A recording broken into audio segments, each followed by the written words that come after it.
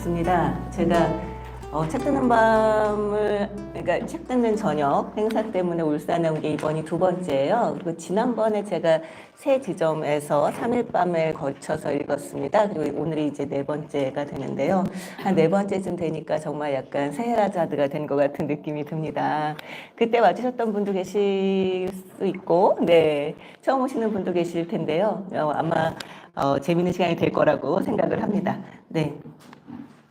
주제는 여기 이곳, 그러니까 서남 호수 공원점의 그 테마가 나이듦이라고 해서 나이듦을 주제로 잡았어요. 지난번에 한번 시건서가에서 이제 나이듦을 주제로 한번 읽었었는데, 그때 제가 들었다 놨다 했다가 못 읽었던 책들을 다시 한번 선정을 했습니다.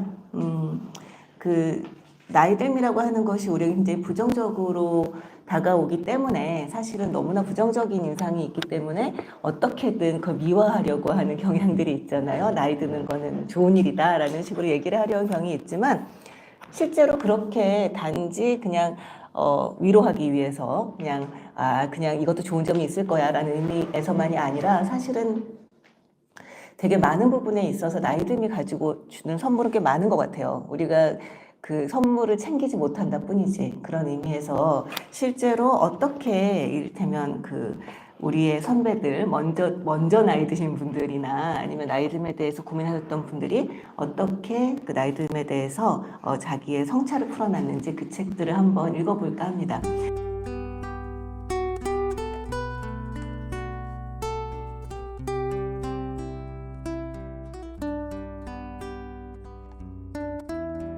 일단 네 권을 이제 가지고 왔는데요.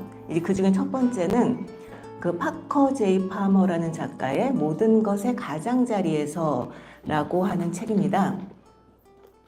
이분 같은 경우는 그러니까 미국 고등교육에서 가장 영향력 있는 인물이라고 해요. 이를테면 교육자로서, 작가로서, 또 사회운동가로서 굉장히 명망 있는 활동을 많이 한 사람인데요. 이분이 자기가 나이가 들면서 실제로 자기가 이제 인생의 한복판에서 굉장히 열렬하게 뛰어오다가 이제 좀 가장자리에 서서 이제 인생을 바라볼 수 있게 되었다라는 생각이 들었을 때 쓴 글들을 모아놓은 책입니다. 이 전반적으로 여러 가지의 상념들이 되게 잘 이제 차분하게 이제 펼쳐져 있는 책인데요. 그 중에 제가 골라온 에세이는 내 삶의 의미가 있는가라고 하는 제목의 에세이입니다. 읽어드릴게요. 내가 쓴 모든 것은 내게 지푸라기처럼 보이네. 이것은 토마스 아퀴나스, 가톨릭 신자에게는 성 토마스 아퀴나스죠. 이 토마스 아퀴나스가 한 말이다. 그는 서양 세계에서 가장 영향력 있는 신학자이자 철학자 가운데 한 명이다. 그는 1274년 죽기 3달 전에 위와 같이 말했다. 아퀴나스는 모든 사람에게 제기되는 질문 하나를 가지고 씨름하고 있었다. 부모든 배관공이든 교수든 아퀴나스의 명성이나 역사적인 영향력을 결코 가질 수 없는 우리 같은 보통 사람이든 누구라도 그로부터 자유로울 수 없다. 그 질문은 모든 연령대의 어른들이 던지는 것이지만 아마도 자기가 살아온 세월이 조금이라도 가치 있는 걸까 궁금해하는 노년에 가장 절박하게 제기되지 않을까 싶다. 그 질문이란 내 삶에 의미가 있는가이다. 노년으로 깊이 접어들수록 이 물음은 젊었을 때보다 더 자주 떠오른다. 때로 나는 적어도 어떤 부분에서는 사적 삶과 공적 삶에서 의미 있는 기여를 했다고 확신할 수 있다. 그러다가도 내가 한 모든 일이 지푸라기처럼 엉성하고 불타 없어지기 쉬운 듯이 보이기도 한다. 자기 삶에 좀처럼 의미가 없다고 느낀다면 타인이 나를 아무리 너그럽게 품고 안심시켜 주어도 별 소용이 없다는 것을 우리는 잘 안다. 삶의 의미를 묻는 질문에 우리는 스스로 답해야 한다. 2016년 5월 12일 화요일 오전 5시 15분까지 나는 그렇게 생각했다. 그날 나는 어느 때처럼 커피와 시 읽기로 하루를 시작하고 있었는데 노벨문학상 수상자인 폴란드계 미국 시인 체스와프 미워 씨의 작품 사랑을 발견했다. 그 시를 읽고 또 읽으면서 나는 내 삶에 의미가 있는가라는 질문을 아무리 곰곰이 되씹는들 어떠한 결론에도 이르지 못한다는 것을 알게 되었다. 내가 스스로에게 좋아요를 누르든 싫어요를 누르든 그 질문의 핵심에는 내 오랜 천적인 우쭐대는 자아가 만들어낸 결함이 있다. 그 시는 이렇게 시작된다. 사랑이란 당신 자신을 바라보는 법을 배우는 것. 멀리 있는 사물들을 바라보듯이 당신은 만물 가운데 하나일 뿐이니까. 아, 그렇다. 이제 생각난다. 나는 어떤 사람의 태양계 한가운데 있는 태양이 아니라는 것. 스스로를 거기에 두려고 한다라면서 나는 특별하고 내 인생도 어떤 특별한 의미를 지녀야 한다고 우긴다면 아마 절망 또는 망상 속에서 죽을 것이다. 내가 만물 가운데 하나일 뿐이라는 것. 미워시가 이어지는 구절에서 말하듯 새와 나무보다 더 중요하지도 덜 중요하지도 않다는 것을 이해할 때 평화는 찾아온다. 새와 나무에 대해 많은 것을 알지 못하지만 이것 하나만큼은 확실히 안다. 그들은 삶의 의미가 있는지에 대해 궁금해하거나 걱정하지 않는다. 그들은 있는 그대로의 존재다. 미워시가 쓰듯이 그들은 자신들을 예찬하며 올려다보는 이들에게 친구라고 말한다.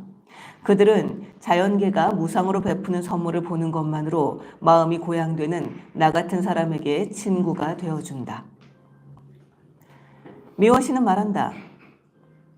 그렇게 바라보는 이는 자기 마음을 치유하네. 여러 질병으로부터 자기도 모르게. 이것은 바로 내가 여러 번 경험한 바이기도 하다. 삶의 중요성을 알아차리고 그 힘으로 마음을 회복하려면 숲이나 산속을 또는 해변을 따라 혹은 사막을 걷는 것만큼 좋은 게 없다. 그런 곳에서는 자연의 만물이 나를 위로하고 고양시킨다. 거기서 나는 내가 만물 가운데 하나일 뿐이라는 알매에 다다른다. 물론 동물과 식물은 자기들이 단지 거기에 있음으로써 우리 삶을 고양시킨다는 사실을 알지 못한다. 바로 이것이 그런 작용을 탁월하게 해낼 수 있는 한 가지 이유다. 반면에 우리 인간종은 이 세상에서 늘 스스로를 의식한다. 우리가 어떤 결과를 겨냥해 노력을 기울일 수 있고 올바르게 수행하면 원하는 결과를 얻을 수 있다는 환상으로 스스로를 부추긴다. 그렇게 해서 고통스러운 세상에 펼쳐지는데 자칫하면 내 삶에 의미가 있는가? 라는 질문은 우리를 그쪽으로 몰아갈 수 있다. 내 목표가 아무리 분명하고 내 기술이 아무리 탄탄해도 내가 종국에 누구에게 도움을 주거나 무엇에 기여하는지는 종종 모르며 알 수도 없다는 것. 이것이 진실이다. 오래전에 했던 어떤 강연이 떠오른다. 청중에게 한 수 보여줘야지 하는데 별로 깊은 인상을 남기지 못했다. 강연이 끝났을 때 아주 짧고 미지근한 박수가 의례적으로 나온 것만 봐도 알 수 있었다. 젊을 때라 실패의 쓴맛을 뱉어내는데 몇 주가 걸렸다. 몇 년 뒤 정말로 우연히 그 강연을 들었던 한 사람을 만나게 되었다. 만나서 반가워요. 그가 말했다.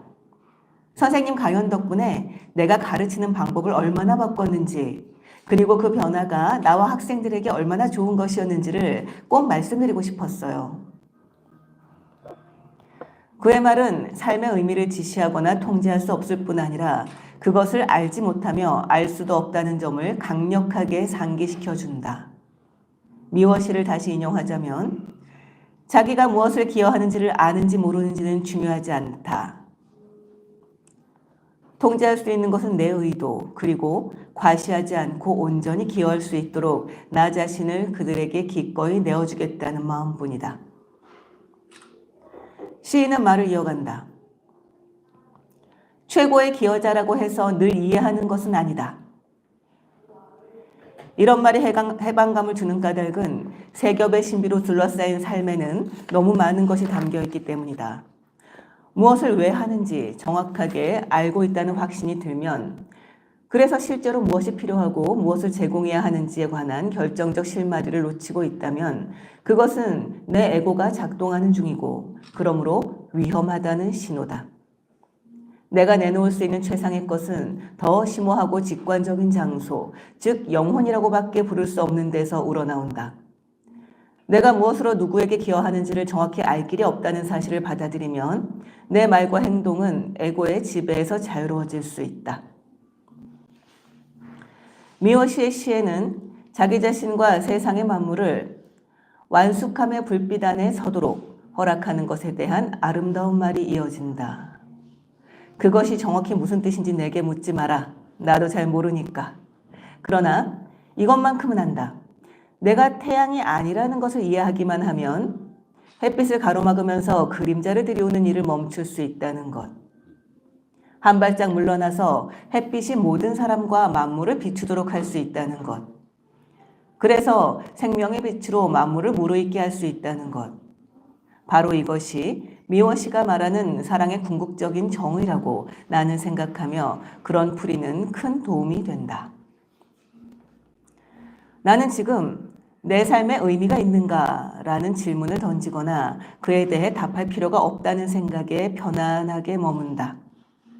내가 할 일은 여럿 가운데 하나로 최선을 다해 살아가는 것뿐이다. 태양 아래 서서 자신과 타인들이 생명과 사랑으로 성숙해 갈 수 있도록 돕기를 희망하면서 말이다. 며칠 또는 몇 주 후에 중대한 질문이 내게 다시 떠오르고 그에 대해 내가 그렇다, 아니다 식으로 답을 찾으려고 허우적거린다 해도 나는 놀라지 않을 것이다. 미워시 씨가 내게 준 것과 같은 탈옥으로 치자면 나는 일생토록 상습범이다. 우쭐대는 자아를 굴복시켜 모험하기 좋아하는 영혼을 자유롭게 하기란 쉽지 않다. 그러나 그렇게 하려고 애쓸 때마다 우리는 비탄에서 벗어나 세상에 멋지게 기여할 수 있다. 그러니까 어느 날 내가 길거리에서 만물 가운데 하나일 뿐, 만물 가운데 하나일 뿐이라고 조용히 중얼거리는 것을 당신이 본다면 내가 아직 그 일에 공을 들이고 있다고 생각하면 된다. 또는 그 일이 아직 내게 공을 들이고 있거나. 네, 여기까지입니다.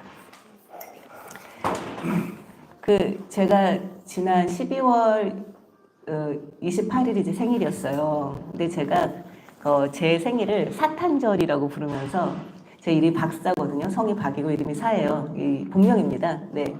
그래서 사탄절이 박사가 태어난 날이다 해서 사탄절 하면서 매번 약간 성대하게 생일을 하다가 몇 년 전부터 제 생일 때마다 이게 낭독 행사를 하고 있어요. 근데 제가 이제 그러면서 이제 제 주변 사람들 초대해서 하고 있는데 그렇게 하는 이유는 그러니까 사람들한테 박사가 태어나서 정말 좋다라는 생각을 하게 만들겠다 약간 이런 마음으로 하고 있거든요. 근데 지난번 생일 때가 10주년이었어요. 책 뜨는 밤 10주년이어서 이제 그 행사를 이제 대대적으로 한다고 이제 말을 대대적으로 했어요. 6시에 사진관에서 그리고 7시에 출판사 한옥 출판사에서 8시에 탁구장에서 이렇게 3번에 걸쳐서 3시간 동안 7권의 책을 읽는 이제 거의 기염을 토했거든요. 근데 제가 그러면서 내가 생일이라고 선물을 받는데 만족하는 것이 아니라 내가 내 생일이니까 사람들한테 선물을 주고 싶다라고 생각을 하다니 내가 늙었구나 라는 생각을 했거든요. 그걸 하면서 근데 이 책을 읽으면서 다시 한번 느꼈어요. 내가 덜 늙었구나 아직. 내가 아직도 사람들한테 뭔가를 해줄 수 있는 사람이고 사람들이 내가 이런 걸 해주면 좋아할 것이다. 뭔가 성과가 있을 것이다 라고 생각하는 것 자체가 내 삶에 내 생일이 의미가 있었으면 좋겠다라고 생각하는 것 자체가 나는 아직 덜 늙었다는 얘기구나. 이 파머시처럼 나이가 들면 그러면 내 삶에 의미가 있는가라는 질문에 이렇게 아주 평화로운 답을 내릴 수 있겠구나라는 생각이 들었어요. 그래서 내가 그래도 아직 덜 늙은 나이에 이 에세이를 읽게 돼서 너무 다행이다라는 생각이 들었고 그래서 여러분들하고 같이 공유를 하고 싶어서 왔습니다. 내 삶에 의미가 있는가 이 부분은 우리가 뒤에 다른 책을 읽으면서 다시 한번 이야기할 기회가 있을 거예요. 자, 2번째 책입니다. 이 노년의 풍경이라고 하는 책은요. 이 책은 그러니까 동양 철학에 대해서 연구하는 연구자들이 모여서 이 노년이라고 하는 주제를 가지고 동양 철학은 어떻게 다루고 있는가를 가지고 포럼을 했습니다. 그래서 그 포럼을 하고 그 결과물을 모은 책이에요. 그래서 아주 다양한 측면에서 이 뭐 조선시대라던가 아니면 중국이라던가 일본이라던가 이런 동양의 문화권에서 어떻게 노년을 다루고 있는가라고 하는 것을 연구한 결과물입니다. 여기 그 어린말에 아주 짧은 그 일화가 있는데 이 일화를 읽어드릴게요. 노마지지, 늙은 말의 지혜라는 말이 있다. 한비자 설림상편에 나오는 일화에서 유래했다. 제나라 환공은 명제상 관중을 대동하고 지금의 하북성 지역에 위치한 고죽국을 정벌하러 나섰다. 그런데 정벌이 늦어지는 바람에 봄에 출정했다가 추운 겨울이 되어서야 돌아오게 되었다. 낯선 곳인데다 눈이 쌓인 탓에 길을 찾지 못하고 있을 때 관중은 늙은 말은 비록 달리는 힘이 없지만 집으로 찾아가는 능력이 출중하니 늙은 말의 지혜를 활용하는 것이 좋겠습니다. 라고 했다. 그래서 늙은 말을 풀어놓고는 그 뒤를 따라가서 마침내 길을 찾았고 덕분에 제나라 군대는 무사히 고국으로 돌아올 수 있었다. 네. 그러니까 이 일화가 지금 이 책을 이제 관통하는 하나의 큰 주제라고 할 수 있을 것 같아요. 좀 약간 저는 이거 보면서 약간 신기했던 게 뭐였냐면 서양 철학도 굉장히 깊은 이제 깊이를 보여주고 있고 뭐 오래전부터 아주 이를테면 자기들의 그 철학적인 이를테면 사고들을 이제 심화시키고 있고요. 동양도 그렇고 인도도 그렇고 다 이를테면 인류의 역사를 지나오면서 아주 깊은 어떤 철학의 깊이를 보여주고 있는데 이상하게 동양 철학은 정말 노년의 지혜를 보여주는데 탁월한 것 같아요. 근데 왜 그럴까? 나 이게 약간 신기하거든요. 왜냐면 동양 사람들이라고 해서 더 장수하진 않아요. 물론 노자는 200년을 살았다고 합니다. 노자는 이 해탈하고 난 다음에 200년 살았다고 말을 하는데 그렇지만 그렇다고 해서 동양 사람들이 더 뭐 장수해서 노년을 더 많은 시간을 보냈다 이런 것도 아닌데 어째서인지 노년의 철학은 동양이 서양이나 인도에 비해서 좀 탁월하지 않은가라는 생각이 좀 들었고 그것을 보여주는 글을 이 책에서는 2편을 뽑았습니다. 2편을 뽑았는데요. 노년의 지혜라고 말을 하지만 사실은 어떻게 보면 약간의 안간힘일 수도 있겠습니다. 왜냐하면 한 편은 어떻게 하면 장수할 수 있는가에 대한 글이고요. 또 한 편은 젊음을 지나쳐온 늙음의 장탄식에 대한 글입니다. 그래도 한번 읽어보도록 하겠습니다.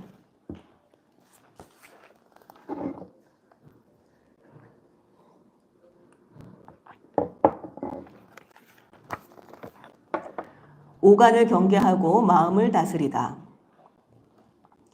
장수에 대한 염원은 시간과 공간을 초월한 보편적 가치다.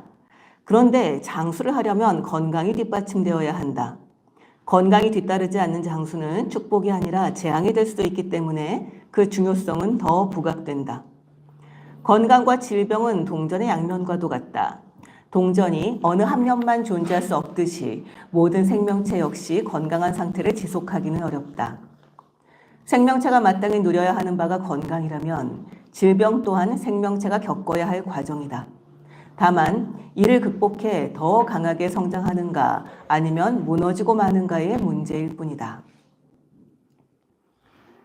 조선시대 왕들은 일반 백성에 비해 높은 수준의 의료 혜택을 받을 기회가 많았지만 이들 역시 크고 작은 질병에 시달렸다. 실제로 세종을 비롯한 많은 왕이 질병으로 사망했다. 세종은 밥상에 고기 반찬이 오르지 않으면 식사를 하지 못할 정도로 육식 애호가였다. 그러면서 하루 일과 대부분을 업무에 매달렸다. 새벽 5시에 일어나 간단한 식사를 하고 6시 무렵에 근정전에서 열리는 대조회에 참석했으며 이어 8시에 곧바로 사정전으로 가서 윤대를 행한 뒤 경연에 참석하는 것으로 오전 업무를 마쳤다. 또 오후 3시부터는 각종 상소문을 살펴보면서 신하들과 함께 국정을 논의했으며 저녁 식사를 마치고 8시부터는 집현전 학자들이 편찬한 모든 책의 교정을 직접 봤다. 이처럼 새벽부터 시작된 세종의 업무는 밤늦도록 이어졌다. 그렇다 보니 산책이나 운동을 할 겨를이 없었으며 여기에 더해진 과다한 육류 섭취 식습관은 자연히 비만으로 이어졌다. 세종은 특히 당뇨와 관절통에 시달렸다. 아마도 운동 부족과 비만이 당뇨로 이어졌을 가능성이 있고 또 업무와 공부에 매진하느라 줄곧 앉아 있다 보니 다리에 무리가 와서 관절통을 유발했을 것이다. 실제로 그는 30살 무렵부터 소갈이 심해 하루에 물을 한 동이나 마실 정도로 당뇨가 극심했으며 합병증으로 시력장애를 겪기도 했다. 이와 관련된 기록이 세종실록에 전한다. 내가 젊어서부터 한쪽 다리가 몹시 아파 10여 년에 이르러 조금 나았는데 또 등에 부종이 생겨 아픈 지 오래다. 통증이 심할 때면 마음대로 돌아눕지도 못해 고통을 참을 수가 없다. 지난 개축년 봄에 온정에서 목욕하고자 했으나 대간에서 백성에게 폐가 미친다고 하고 또 대신들 중에도 그 불가함을 말하는 이가 있었다. 그러나 두세 사람이 청하는 바가 있어 온정에서 목욕을 했더니 과연 교험이 있었다. 그 뒤 간혹 다시 발병할 때가 있으나 그 아픔은 전보다 덜하다. 또 소갈증이 있은 지 10서너 해가 되었다. 그러나 이제는 역시 조금 나았다. 지난해 여름 임지를 앓아 오랫동안 정사를 보지 못하다가 가을 겨울에 이르러 약간 나았다. 지난 봄 강무한 뒤에는 왼쪽 눈이 아프더니 안막을 가리게 되었고 오른쪽 눈도 어두워져 한 걸음 사이를 두고도 사람의 형체는 보이지만 누구인지를 알지 못하겠으니 지난 봄에 강무한 것을 후회한다. 한 가지 병이 겨우 나으면 한 가지 병이 또 생기니 나의 쇠로함이 심하다. 세종실록 21년 6월 21일.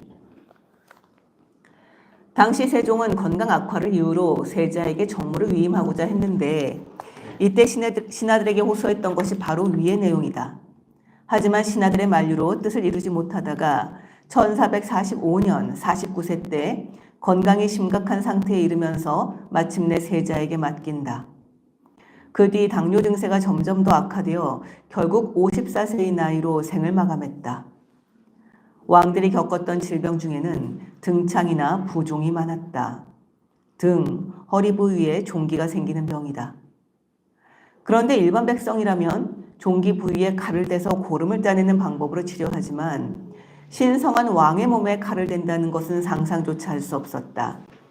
이에 궁여지책으로 침과 뜸으로 치료를 시도했으나 결과는 그리 좋지 않았다. 종기를 심하게 앓았던 왕은 5대 문종, 9대 성종, 17대 효종, 23대 순조 등인데 이들 모두는 종기의 합병증인 폐혈증으로 숨을 거두었다. 그렇다면 왕들 중에서 장수를 이뤘던 영조의 일상생활은 어떠했을까? 영조는 어머니 숙빈 최씨와 궁궐밖 사가에서 유년 시절을 보낸 까닭에 왕이 된 후에도 소박한 생활을 즐겼다. 비단 보료에서는 잠이 오지 않는다고 해서 명주로 만든 이불과 요를 사용했으며 방석을 깔지 않고 바닥에 앉는 것을 좋아했다. 몸이 편하면 움직이기 싫고 게을러지기 때문이었다. 다음은 영조실록에 기록된 내용이다.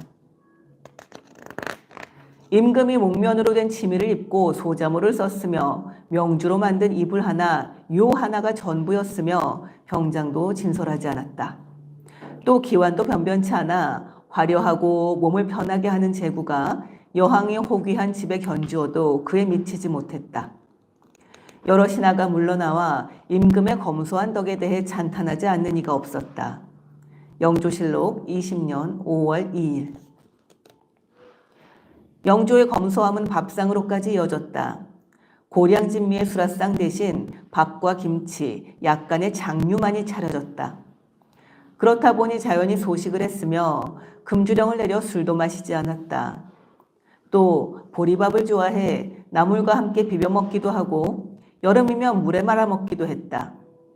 이처럼 적절한 활동과 잡곡과 채식, 소식 위주의 생활 및 금주가 체질적으로 약골이었던 영조의 건강 장수에 큰 도움이 되었을 것으로 보인다. 거친 음식과 소식으로 건강을 다스린 인물로는 퇴계 이황 역시 유명하다. 퇴계도 젊었을 때부터 몸이 허약했고 평생을 크고 작은 질병으로 고생했다. 그럼에도 70세까지 장수한 그의 건강법 가운데 하나는 음식 섭취에 있었다. 그의 제자 학봉 김성일은 다음과 같이 회고한다. 끼니마다 음식은 두서너 가지에 불과했으며 더운 여름철에는 건포뿐이었다. 젊은 사람도 먹기 어려운 잡곡밥을 고향 진미처럼 맛있게 드셨다. 일찍이 도산에서 선생을 모시고 식사한 적이 있는데 밥상에는 가지, 무, 미역뿐이었으며 더 이상 없었다. 평소 퇴계는 나는 정말 복이 박한 사람인가 보다. 기름지고 맛있는 음식을 먹으면 기분이 답답하고 체한 것 같아 편치가 않은데 거친 음식을 먹고 나면 바로 속이 편해진다는 말을 자주 했다. 또 일일 이식과 삼색의 반찬을 원칙으로 삼았다. 건강이 좋지 않았던 관계로 건강관리를 위한 나름의 생활수칙이었다. 참고로 선비의 식사법에는 부다식, 배불리 먹지 않는다, 소식체갱, 단박한 나물 반찬과 나무국을 먹는다 등이 있다. 청빈과 검약을 신조로 삼고 있는 선비정신의 생활실천 항목이자 건강을 위한 필수 요건이었던 것이다.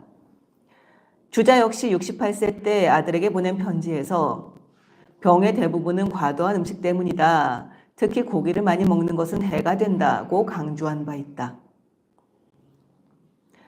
거친 음식과 소식을 즐겼던 인물로 성호 이익을 빠뜨릴 수 없다. 그는 어려서부터 몸이 허약한 탓에 10세까지도 글을 배울 수 없을 정도였다. 이런 그가 83세까지 장수할 수 있었던 것은 소식의 원칙을 철저히 지켰기 때문이다. 잡곡밥에 된장, 고추장, 김치, 나물 등으로 이루어진 소박한 식단이 건강 장수의 비결이었다. 그는 특히 콩을 즐겨 먹었다. 당시 집권층 사이에서 사치풍조가 성행하자 이런 사회 현실을 비판하여 삼두회를 조직했는데 콩죽, 콩장, 콩나물 등 콩으로 만든 음식을 먹으며 절식 생활을 하자는 목적에서 결성한 친척 간의 모임이었다. 물론 취지는 그러했지만 사실 육류가 귀했고 살림이 넉넉지 못했던 관계로 육식을 쉽게 할 수 없는 상황이었다. 이에 의학에 능통했던 그는 부족한 단백질을 콩으로 보충했는데 결과적으로는 허약하게 타고났던 그의 건강 유지에 큰 도움이 되었던 것이다. 공자는 어진 자는 오래 산다고 했다. 어진 사람은 잡념이나 욕심이 적어 항상 마음의 평정심을 유지함으로 장수한다는 뜻이다. 즉, 어진 사람은 남을 나처럼 여기는 마음을 지녔기에 경쟁과 욕심으로부터 비교적 자유롭고 그럼으로써 타인과의 관계에서 불필요한 스트레스를 받지 않으며 삶의 여유를 누릴 수 있는 것이다. 선인들에 따르면 마음은 인체의 주인으로 천군이라고 한다. 귀, 눈, 입, 코, 몸은 듣고, 보고, 말하고, 먹으며 냄새를 맡고 움직이는 역할을 담당하는 오관이다. 그런데 이 오관을 관장하는 것이 바로 마음이다. 이는 곧 장수를 위해서는 신체적 건강뿐만이 아니라 정신적 여유를 지녀야 한다는 것과 다름없다. 조선시대 청백리 총 219명의 평균 수명은 68세다. 물론 이는 청백리를 대상으로 산수 평균을 낸 것이기에 당시의 높은 유아 사망률에 영향을 받지 않은 수치다. 또 청백리는 오랜 기간 관직 생활을 보낸 이들 중에서 선발했기에 단명한 사람은 포함되지 않았다. 그러나 이런 점을 감안하더라도 이들 대부분 70세 가까이 생존했다는 사실은 욕심을 내려놓고 검소함으로 일관된 삶을 보낸 것과 무관하지 않다. 한편 고려시대 묘지명을 분석한 김용선 교수에 따르면 고려왕의 평균 수명은 42.3세에 불과한 반면 승려는 70.2세로 나타났다고 하는데 이건 역시 일상의 욕망으로부터 자유로운 승려들의 삶과 깊은 관련성을 지닌다고 볼 수 있다.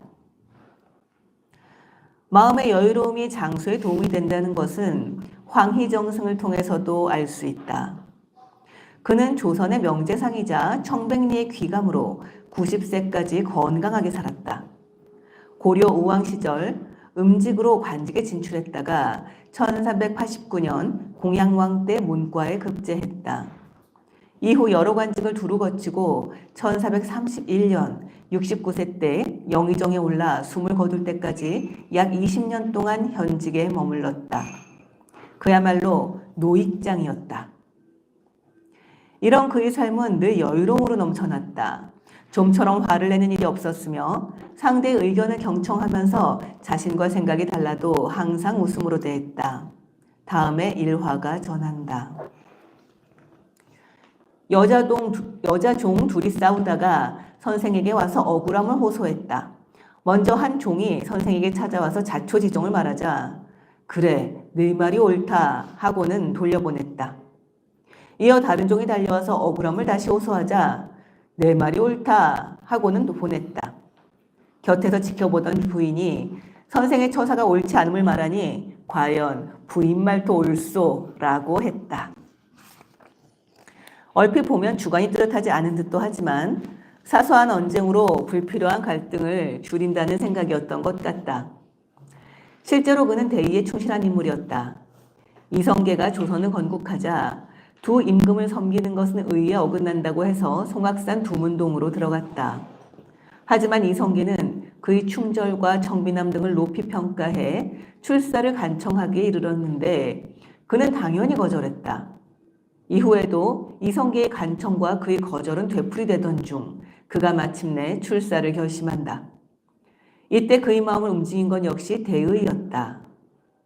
당시 두문동에 함께 은거하던 고려의 신하들은 그대가 여기서 우리와 죽는 것도 의를 지키는 일이지만 밖으로 나가서 만백성을 위해 정사를 잘하는 것도 의로운 일이라고 설득했던 것이다.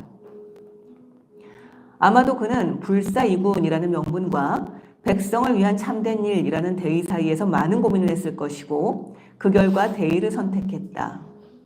이처럼 그에게 출사란 입신양명을 위한 타협이 아니라 백성을 위한 충정과 다름없었다.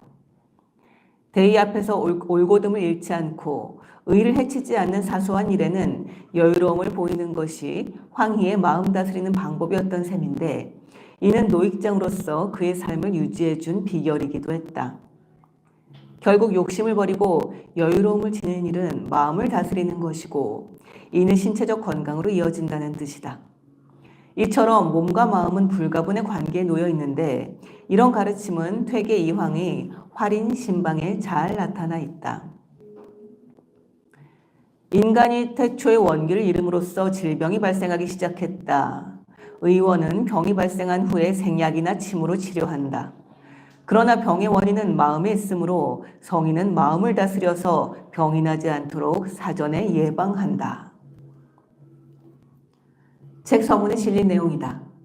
사실 활인신방은 신체 단련을 위한 체조가 아니라 마음을 다스림으로써 몸의 활기를 구한다는 데 목적을 두고 있다. 그래서 총 12개의 항목 중에서 마음과 관련된 내용이 5항목이나 차지한다. 이 가운데 중화탕에 대한 퇴계의 설명이다.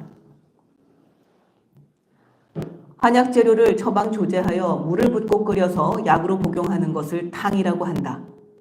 그러나 여기서 탕이라고 하는 것은 물질적인 약이 아니라 정신적인 약을 의미한다. 중화란 모든 것을 중도로 화합시키는 것을 말한다. 즉 인간의 성정이 한쪽으로 치우치지 않고 과불급이 없는 바른 상태를 중화라고 한다. 도를 닦아 마음을 잘 다스리면 심신이 중화의 상태를 유지해서 장생한다는 뜻에서 중화탕이라고 이름 붙인 것이다. 중화탕에는 사무사, 마음의 거짓을 없애라. 막질투, 시기하고 샘내지 말라. 청심, 마음을 맑게 하라. 과욕, 욕심을 줄여라. 유순, 부드럽고 순해져라. 겸화, 겸손하고 화목하라. 지족, 만족하라. 존인, 어진 마음을 간직하라. 계노, 분노하지 않도록 경계하라. 개탐, 탐욕을 경계하라 등이 있다. 이 글귀를 하루에 수차례씩 읽으면서 마음과 영혼 깊숙이 부어넣는 방식이다. 이런 식으로 수천 수만 번 읽어 자신의 잠재식 속에 심어놓으면 부정적인 마음이 서서히 긍정적으로 바뀌고 이로써 신체에도 활기가 찾아든다는 이치다. 퇴계가 중화탕에서 강조하는 마음이란 욕심을 내려놓고 주변과의 경쟁으로부터 벗어나 겸손과 온화함을 지니는 상태를 말한다. 특히 지족, 곧 만족하라는 말처럼 주어진 환경에 만족하고 그 속에서 즐거움을 찾아 나서는 삶이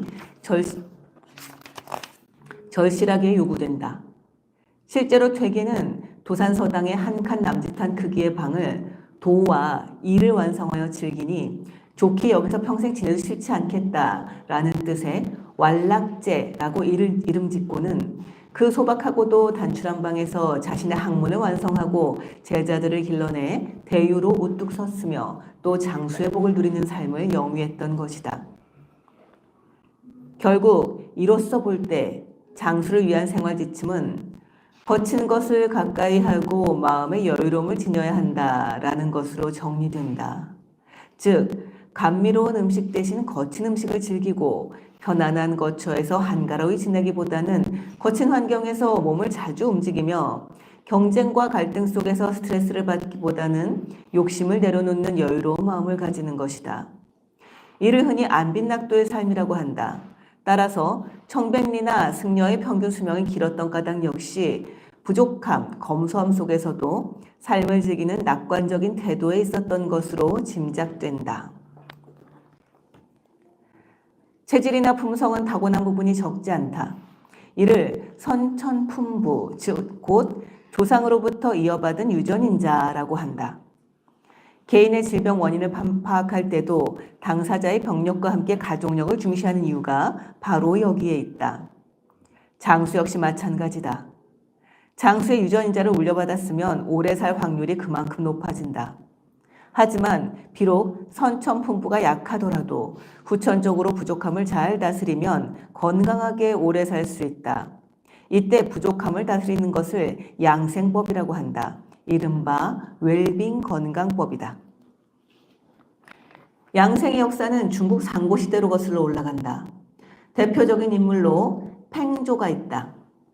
그는 약 2000년 전 하나라에서 상나라에 걸쳐 800년을 살았다. 그의 양생법은 제자백가를 비롯해 의학에 이르기까지 큰 영향을 미쳤는데 크게 석양술, 도인술, 복기술 등으로 구분된다. 석양술에는 대기와 햇볕에서 영양을 흡수하는 기공석양술과 식품과 약품을 통해 영양을 보충하는 음식석양술이 있다. 도인술과 복기술은 인간의 생로병사란 기의 근본을 두고 있다는 관념에서 비롯된 것으로 기의 원활한 소통을 통해 양생하는 방식이다. 춘추 전국시대의 양생법은 주로 도가와 유가를 중심으로 전개되었다. 대표적인 인물은 도가의 노자와 장자, 유가의 공자와 맹자다. 도가 양생법의 핵심 사상은 수능자연, 곧 자연의 법칙에 따르는 것이고 유가에서는 호연지기, 곧 도덕적 수양을 장수의 기본 요소로 꼽았다. 예를 들어 노자는 도덕이나 지혜 등과 같이 인위적인 작용에서 벗어나 무의, 무욕의 수양을 통한 양생법을 강조했으며 장자 역시 크게 다르지 않았다. 우리의 생명은 한계가 있으나 지식은 끝이 없다. 유한한 생명으로 무한한 지식을 추구하니 위태로울 따름이다. 이미 그러한데도 지식을 추구하는 것은 위태로울 따름이다. 선을 행하더라도 명예를 가까이 하지 말고 악을 행하더라도 형벌에 저촉되지 말라. 중도를 따라 법도를 삼으면 몸을 보존할 수 있고 목숨을 온전히 할 수 있고 어버이를 봉양할 수 있고 천수를 누릴 수 있다. 장자의 양생주에서. 내용의 핵심은 인간이 살아가면서 외모를 지나치게 추구하면 몸과 마음이 고통스러워지며 마음이 비어있으면 몸이 편해진다는 것이다. 이처럼 노자와 장자는 무지무욕, 곧 모든 생각과 지각 그리고 욕망을 버리는 것이야말로 진정한 양생이라고 보았다. 공자의 양생법은 도가의 청정무의와 달리 자강유의에 중점을 두었다.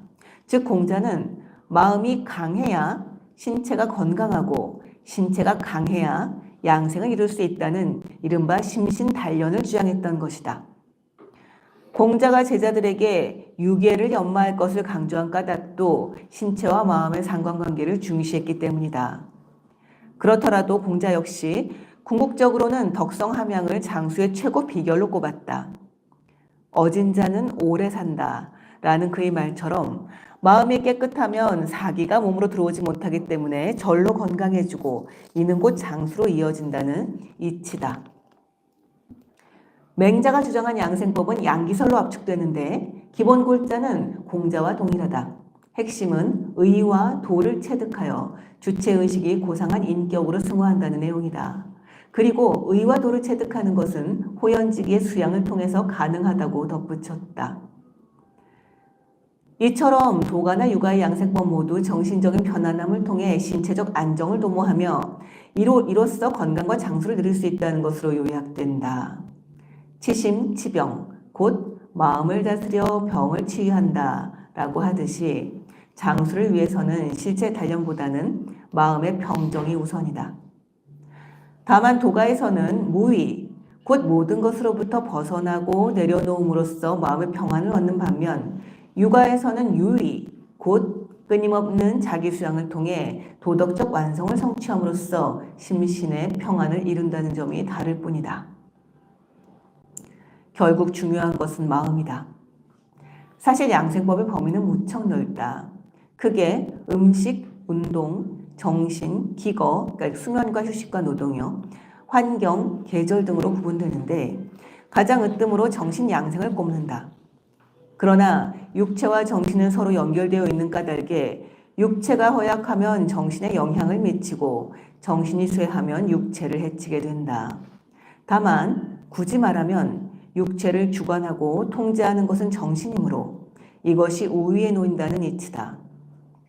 그렇다면 과연 마음의 평안함을 얻는 방법은 무엇일까? 이를 동의보감에서는 12소로 정리하고 있다. 소사, 생각을 줄일 것. 소염, 걱정을 줄일 것. 소욕, 욕심을 줄일 것. 소사, 일을 줄일 것. 소어, 말을 줄일 것. 소소, 웃음을 줄일 것. 소수, 시름을 줄일 것. 소락, 쾌락을 줄일 것. 소희, 즐거움을 줄일 것. 소노, 노여움을 줄일 것. 소호, 좋아하는 것을 줄일 것. 소오, 미움을 줄일 것 등이다. 12소의 핵심은 절제다.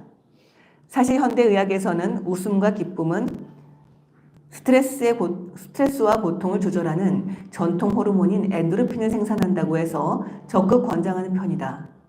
그런데 엔도르핀은 양면적 속성을 가지고 있어 적당량이 분비되면 인체에 긍정적인 영향을 미치지만 과다 분비되거나 장기간 지속되면 건강에 해를 끼친다고 한다. 즉, 지속적으로 과다 분비되는 엔도르핀으로 인해 면역 기능을 담당하는 임파고 기능이 점점 더 억제되어 감염 및 암이 발생할 수 있다는 것이다. 따라서 웃고 즐거움을 만끽하는 감정 자체는 시름에 잠기고 노여워하는 것에 비해 인체와 정신에 긍정적 영향을 끼치지만 정도가 지나치면 오히려 부정적인 영향을 줄 수 있다는 논리다. 이를 육아의 양생법에서는 치중화, 곧 치우침이 없는 마음이라고 한다. 이는 중용의 토대를 둔 것으로 구체적인 내용은 다음과 같다. 기뻐하고 성내고 슬퍼하고 즐거워하는 것이 아직 나타나지 않은 상태를 중이라고 하고 나타나되 절도에 맞는 것은 화라고 한다. 중과 화에 이르면 천지가 제자리에 자리 잡고 만물이 제대로 자라나게 된다. 중이란 편법되지 않고 치우치지 않으며 지나치지도 모자라지도 않은 것의 이름이다. 기쁜 것이든 슬픈 것이든 지나치거나 모자람 없이 적절한 감정 상태를 유지하는 것이 건강에 이롭다는 뜻이다. 한편 재앙은 입에서 나오고 병은 입으로 들어간다 라는 일본 속담이 있듯이 음식 섭생 역시 장수를 위한 주된 요소로 여겼다. 이를 위해 공자는 금기 음식을 강조했다. 쉰밥이나 부패한 고기나 상한 생선은 먹지 않는다. 빛깔이 나쁜 것은 먹지 않는다. 냄새가 나쁜 것은 먹지 않는다. 제철이 아닌 음식은 먹지 않는다. 자른 것이 바르지 않으면 먹지 않는다. 요리가 잘못된 것은 먹지 않는다. 고기가 아무리 많이 차려져도 밥보다 더 많이 먹지 않는다. 술이 아무리 많아도 취하도록 마시지 않는다. 음식에 맞는 장이 갖추어지지 않으면 먹지 않는다. 시장에서 사온 술이나 육포는 먹지 않는다 등이다. 이처럼 공자는 몸에 좋은 음식보다는 먹어서는 안 될 음식을 정해두었다. 지금으로 보면 큰 의미가 없지만 당시에는 위생 상태가 열악했기에 음식의 영양보다 위생에 더 주의를 기울였던 것 같다. 공자의 음식 양생법의 기본 핵심은 부다식, 곧 과식을 하지 않는 것에 있다. 불가의 건강법에도 소식 다작이라고 해서 적게 먹고 잘 씹어 먹는다는 말이 있다. 또 중국에서는 복육분천수라고 하여 자기 식사량의 6알만 먹으면 하늘이 내린 천수를 이룰 수 있다고 한다. 일본이 최장수 국가가 된 비결 역시 복팔분, 곧 배의 80%만 채우는 식습관에 있으며 또 천년을 산다는 장수의 상징물인 합도 위장의 5분의 1 정도만 채운다. 결국 이렇게 보면 장수를 위한 양생법의 요지는 과유불급, 곧 지나침은 부족함만 못하다로 정리된다. 즉 그것이 정신이든 신체 보양이든 중화를 지키는 것이 중요하다는 뜻이다. 네, 여기까지입니다.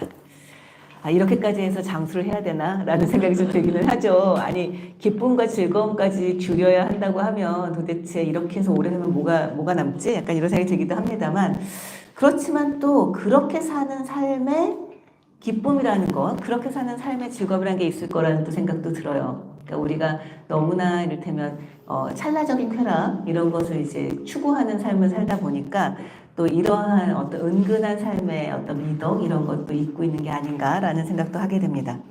이 책은 여러 명이 썼는데요. 지금 제가 읽어드린 그 부분은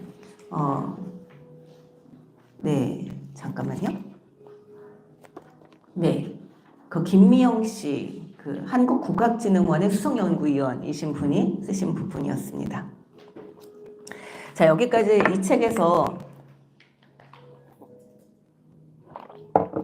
가장 실용적인 부분을 읽어드렸다면 여기 나온 또 하나의 편은 가장 덧없는 거라고 할 수 있을까요? 네, 이제 와서 늙음의 장탄식을 해봤자 무슨 소용이 있겠냐는 생각이 듭니다만 네, 그 부분에 대한 글을 읽어드리겠습니다. 젊음을 지나쳐온 늙음의 장탄식. 비록 나이 들어가는 것이 자아의 완성에 이르는 길이라 하더라도 젊음을 지나 어쩔 수 없는 심신의 쇠약에 이르는 생물학적 늙음 자체를 달가워할 이는 없다. 중국의 대시인 이백은 축포가에서 늙는 자신의 모습을 다음과 같이 형용했다. 흰 머리카락이 3,000길이나 되는 건 시름이 많아서 그렇게 긴 건가?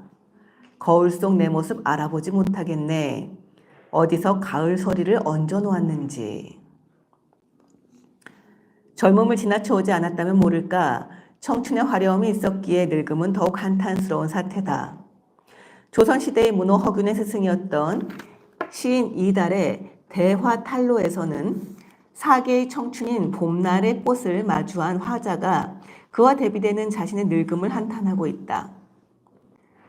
따스한 동풍 또한 공평하지 않아 온갖 나무 꽃 피우면서 사람만 늙게 하네. 억지로 꽃까지 꺾어 흰머리에 꽂아보지만 흰머리의 꽃은 서로가 어울리지 않는구나. 고려 말의 대학자이자 시조 시인이었던 역동 우탁은 탈로가에서 한 손에 가시 쥐고 또 한 손에 막대 들고 늙음과 백발을 맞고 내치려 했지만 백발이 제 먼저 알고 지름길로 오더라 면서 자연적인 늙음을 억지로 막아보려는 바람과 노력도 소용없이 청춘이 날 속이고 백발이 다 된 모습을 한탄하며 이어서 이따금 꽃밭을 지날 때면 죄 지은 듯하여라 라면서 청춘을 바라보는 늙은이의 심경을 읊었다. 실학자 성호 이익의 세한행 또한 지나간 청춘과 지금의 늙음을 적절히 대비한 것이다. 당시에는 오직 나이가 불어남을 좋아하여 다른 사람들이 늙음을 단식하는 것 우스웠네. 솟아오른 둥근 해와 달은 멈춘 적이 없으니 머리 희고 눈 어두운 게 잠깐만에 왔구나. 28절을 모두 다 보냈다고 하는데 이 말이 좋은 소식 아님을 안지 오래. 눈 아래 아이들은 떠들썩하며 즐거워하니 어리석어 사리를 모르는 게 잠옷 괴이해라. 30년 후에는 너희가 바로 나일 테지. 30년 전에는 내가 바로 너희였다. 나는 본래 한 몸이건만 근심과 기쁨 변했어라. 더구나 너희는 딴 몸이니 느낌 다른 게 당연하지. 나는 고인에 비해 이룩한 일이 없지만 세월을 따라 사라져가는 건 꽃 같아라. 인생은 그야말로 말 타고 달리는 격이니 지난날은 아득히 멀어지고 오늘이 오는구나.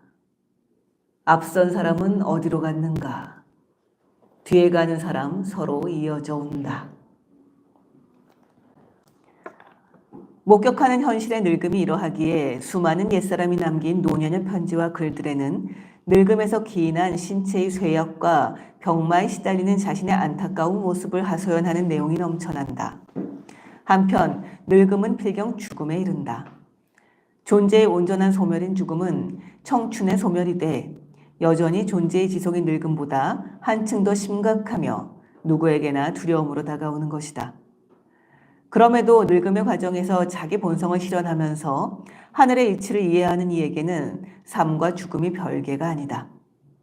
죽음을 의연히 받아들이는 힘은 그러한 삶의 이력에서 나온다. 조선 중기의 문신 상촌 신음은 생사음에서 이렇게 읊었다. 사람이 사람을 살릴 수 없는데 어찌 사람을 죽일 수 있으랴. 죽고 사는 건 오직 내게 있으니 남이 죽이고 살릴 바 아니네. 평탄커나 험난커나 의당 변치 않고 군자는 나의 본질을 편히 지킨다오. 생사음을 길이 노래하노니 통달한 선비는 생사를 한 가지로 본다네.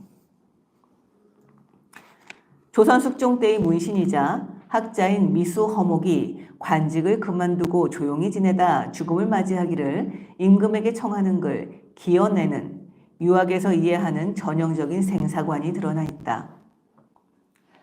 도에서 나뉜 것을 명이라 하고 하나에 형성된 것을 성이라 하며 조화가 다하고 운수가 다하는 것을 사라고 합니다. 명이란 성의 시작이고 죽음이란 삶을 마치는 것입니다. 사생은 실로 큰 것이지만 살아서는 순응하고 죽어서는 편안한 것이 사생의 큰 법칙이니 군자는 여기에 힘써야 합니다. 공자는 노나라로 돌아와서 춘추를 편찬할 적에 기린을 잡은 데서 이미 절필했고 돌아가시려 할 때 지팡이를 끄면서 노래했고 증삼은 죽을 때 발음을 얻고서 죽겠다고 했습니다. 소응은 한가히 지내다가 죽었는데 그 정신이 더욱 밝아 내가 이제 죽고자 하노니 죽고 사는 것은 또한 일상적인 일이다 라고 했습니다. 그리고 우리 동방에서는 정념이라는 사람이 죽을 날짜를 미리 알아 3년 동안 침묵을 지키다 죽었습니다. 이들은 모두 사생의 변화를 알아 즐거이 죽음을 맞이한 자들입니다. 이러한 태도는 비단 유학에서만 나타나는 것이 아니다. 도가의 장자 역시 죽음을 삶과 단절된 것으로 보지 않았다. 친한 친구인 해씨가 부인의 상을 당한 장자를 조문하러 와서 보니 장자가 돗자리에 앉아 물동이를 두드리며 노래를 부르고 있었다. 해씨가 장자에게 평생을 같이 산 아내의 죽음을 당해 어떻게 그럴 수 있느냐 따지자 장자는 아내가 죽었을 때 내가 왜 슬프지 않았겠는가.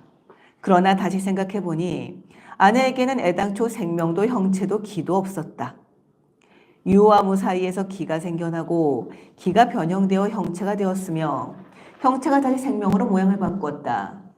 이제 삶이 변하여 죽음이 되었으니 이는 추나추동의 사계절이 순환한 것과 다를 바 없다.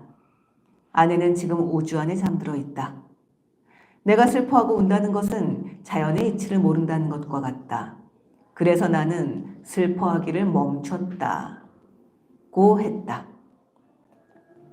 또한 자신이 죽음에 이르러 제자들이 그의 장례식을 성대히 치르려고 의논하는 것을 들은 장자는 나는 천지로 관을 삼고 일월로 연벽을 성신으로 구슬을 삼으며 만물이 조문객이니 모든 것이 다 구비되었다. 무엇이 더 필요한가? 라고 말하면서 그 의논을 즉시 중단하게 했다. 이처럼 육아와 도가를 막론하고 동양의 옛사람들은 청춘이 지나가며 맞이하는 생물학적인 늙음으로 인한 심신의 쇠잔을 안타까워하면서도 그것을 시간의 흐름에 의한 자연스러운 변화로 받아들이면서 그 여정을 도덕적 인격의 완성과 덕의 완성을 향한 과정으로 삼는 발상의 전환과 실천을 요구한다. 그러한 전환과 실천의 결과 늙음은 낡음이나 쓰러짐이 아니라 도리어 젊음의 완성이 된다. 네, 여기까지입니다. 제가 우리가 이제 학교에서 공부를 할 때 역사 공부를 하니까 정말 너무 재미가 없더라고요. 그런데 학교를 다 졸업하고 나서 이 역사를 읽어보니까 그냥 이야기, 되게 재밌는 이야기들의 이렇게 모음집 같은 거더라고요. 그래서 이런 옛날 사람들의 일화를 듣는 게 정말 그 옛날 이야기를 듣는 것, 동화를 읽는 것만큼이나 재밌구나라는 것을 실감하면서 요즘은 역사책을 보고 있습니다. 네. 자, 세 번째 책인데요. 이상하고 자유로운 할머니가 되고 싶어 라고 하는 제목입니다. 네, 저도 그렇습니다. 이상하고 자유로운 할머니가 되고 싶습니다. 이 책을 쓴 사람은 무루라는 사람인데요. 본명은 박서영이고 무루는 일종의 필명입니다. 이 책은 기본적으로 그림책에 대한 해설서의 형태를 가지고 있습니다. 그래서 여기 나온 에세이들이 다 좋은데요. 이 책에 나오는 그 그림책을 읽고 나서 본다면 더 좋은 그런 글이라고 할 수가 있어요. 되게 다양한 그 책과 책에 연관된 다양한 이야기들을 하고 있는데 그 중에서 이제 늙음에 관련된 이야기를 뽑아왔습니다.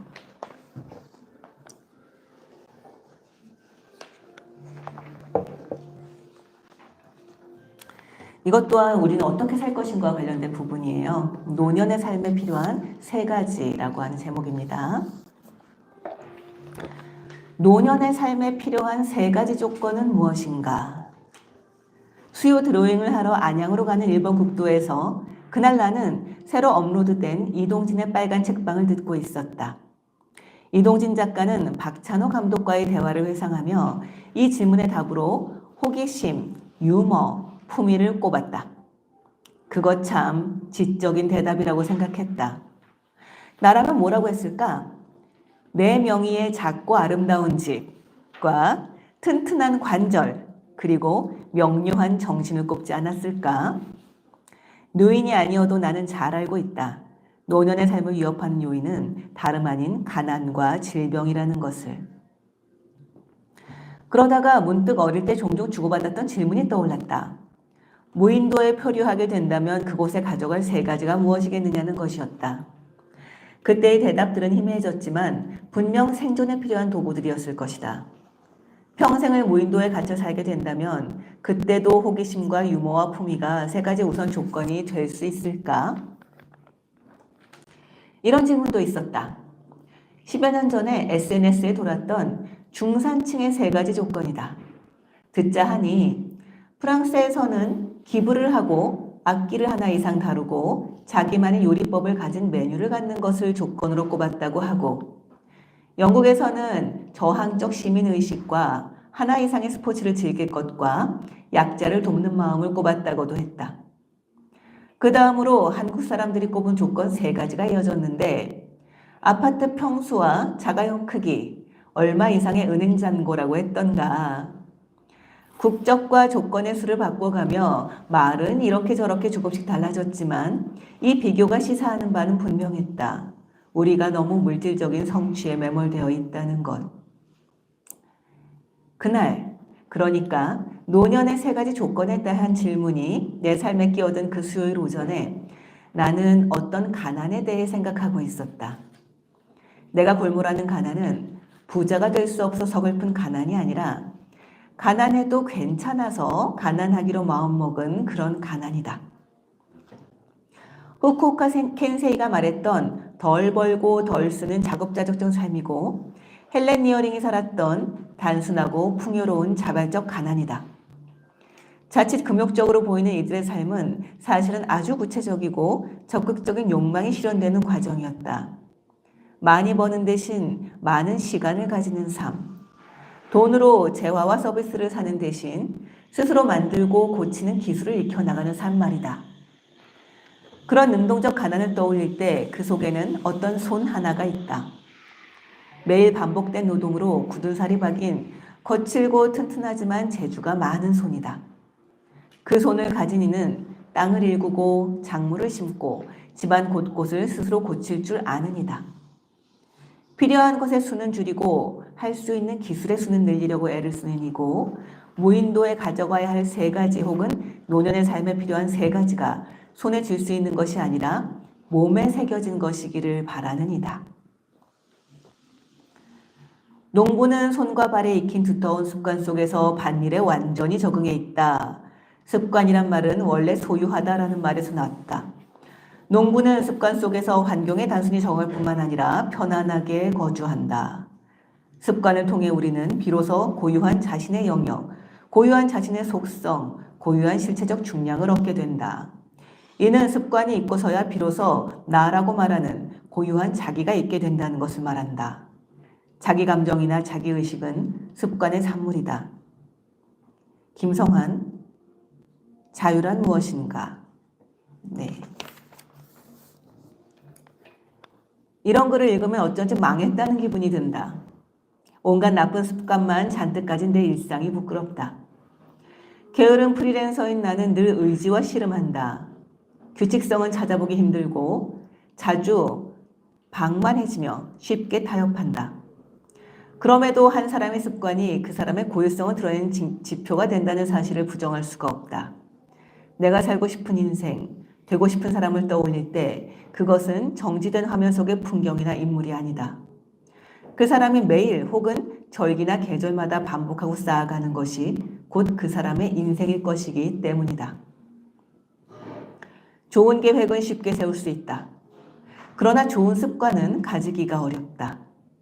그건 매일 아침 운동을 하고 싶다고 마음먹는 것과 실제 그렇게 운동을 해나가는 것 사이의 간극만 봐도 안다. 그러니 좋은 습관들로 인생을 채우기란 얼마나 어려운 일인지.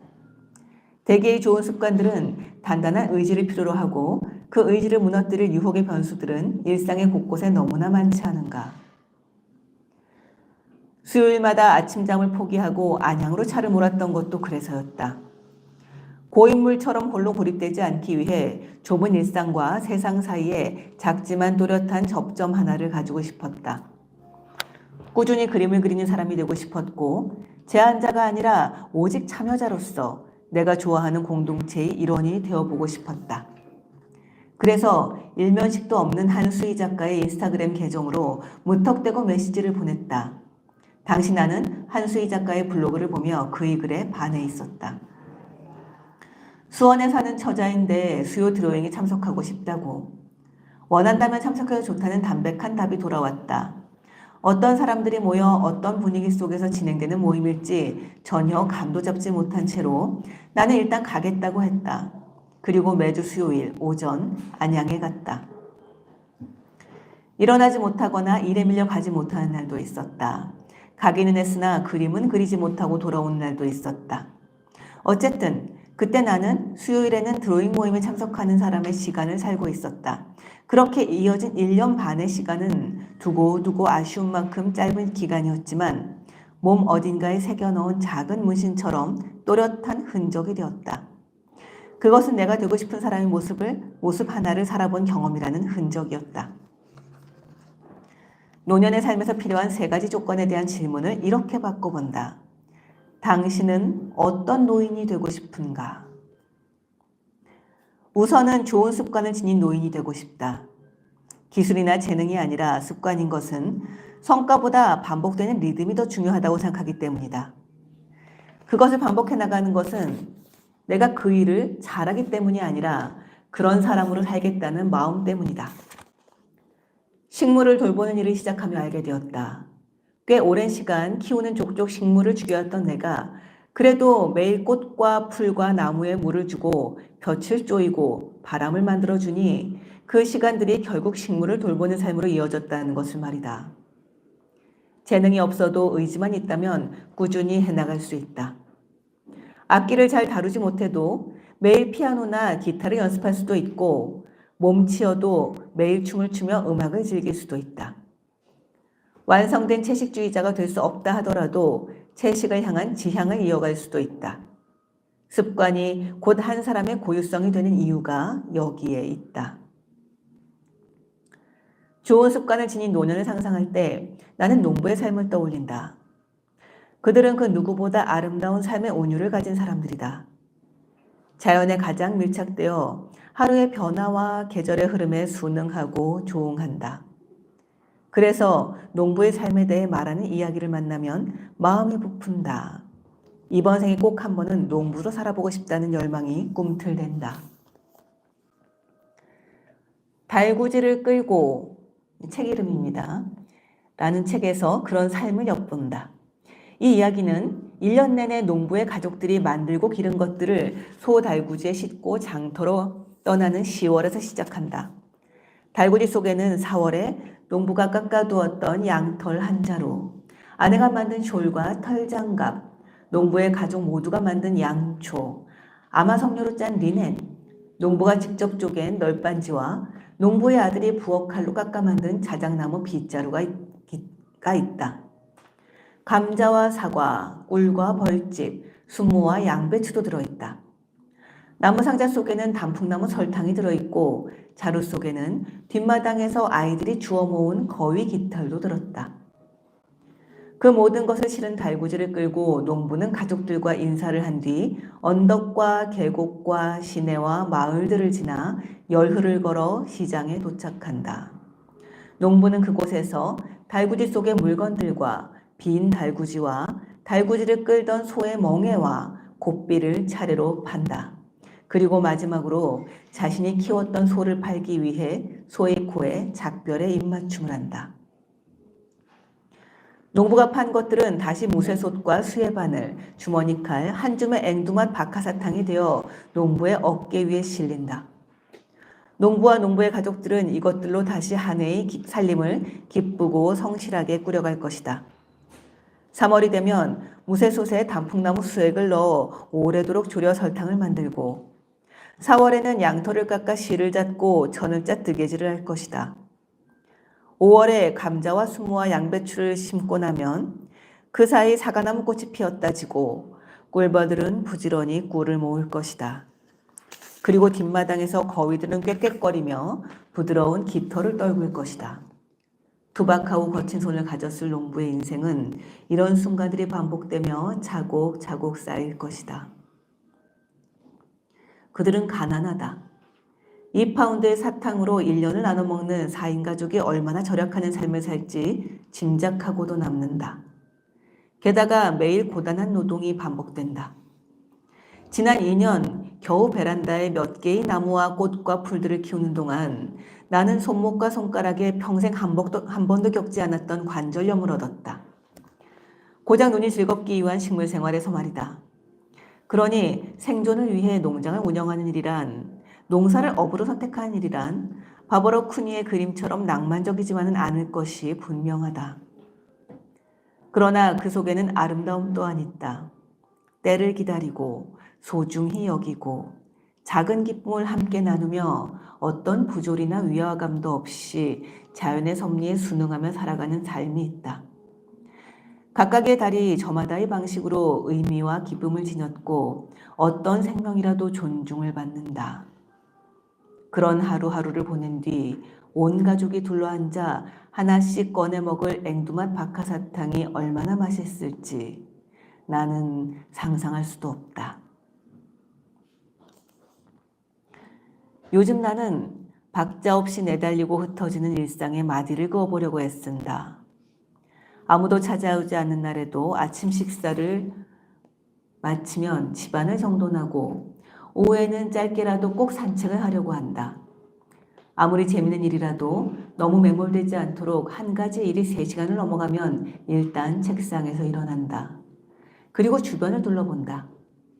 읽거나 쓰는 일이 속도가 붙는다고 종일 기력을 쏟지 않는다. 매일 규칙적으로 해가지 않으면 꾸준히 오래 잘해낼 수 없다는 것을 알았기 때문이다. 방학이 되면 조카들을 불러 함께 음식을 만들어 먹거나 책을 읽고 그림을 그린다. 훗날 내 조카들이 방학이면 이모네 가서 놀았지 라고 기억하기를 바라면서.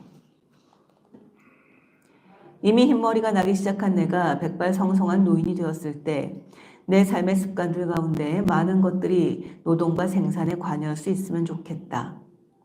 기꺼이 가난하게 살면서도 작은 기쁨들을 풍요롭게 누릴 수 있는 지혜를 가진 노인이 되었으면 좋겠다.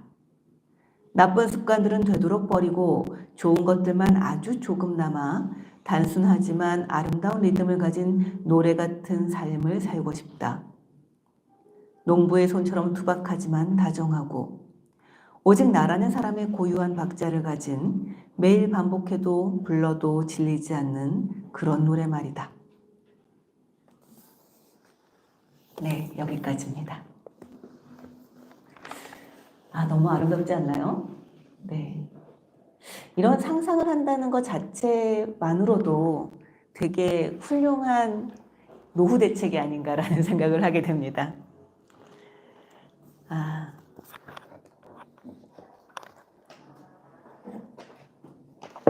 자, 마지막 책은 아주 얇은 책입니다.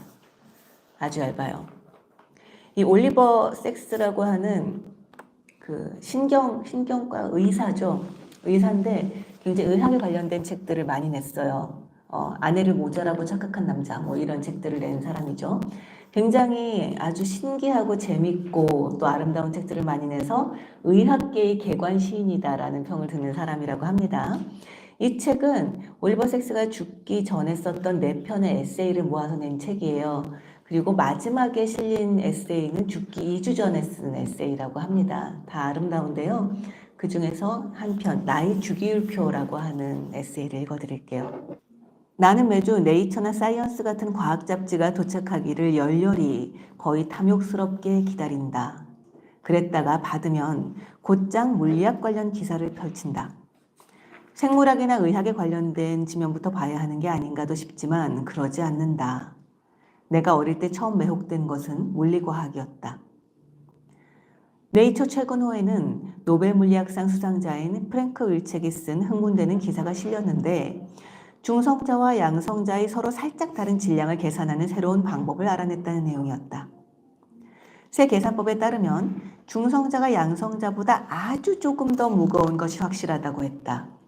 그 비는 939.56563대 938.27231이다. 사소한 차이라고 여기는 사람도 있겠지만 이 비율이 지금과 조금이라도 달랐다면 우리가 아는 오늘날의 우주는 영영 생겨나지 않았을지도 모른다. 윌책 박사는 우리가 이것을 계산할 수 있게 됨으로써 앞으로 핵물리학의 정밀도와 범용성이 오늘날 원자물리학이 달성한 수준까지 높아질 것이라고 예측해 봄직하다라고 적었다. 혁명적인 일이다. 그러나 나는 그 혁명을 볼 수 없을 것이다. 프랜시스 크릭은 이른바 어려운 문제가, 그러니까 뇌에서 어떻게 의식이 생겨나는가 하는 문제이다. 이 어려운 문제가 2030년까지는 풀릴 것이라고 확신했다. 크릭은 내 동료인 신경과학자 렐프에게 당신은 그 모습을 보게 될 겁니다. 라고 말하곤 했다. 내게도 말했다. 올리버, 당신도 내 나이까지 산다면 볼 수 있을 겁니다.